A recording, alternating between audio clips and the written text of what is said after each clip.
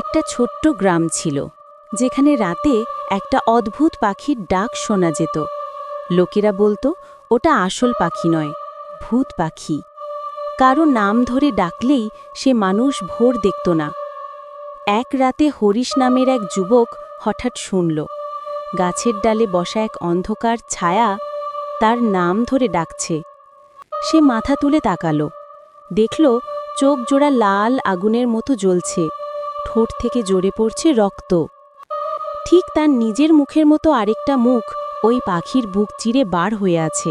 পরদিন সকালে গ্রামের লোকেরা গাছের নিচে শুধু একটা ছাইয়ের স্তূপ পেল, কিন্তু হরিশের কোনো চিহ্ন আর কোথাও পাওয়া গেল না।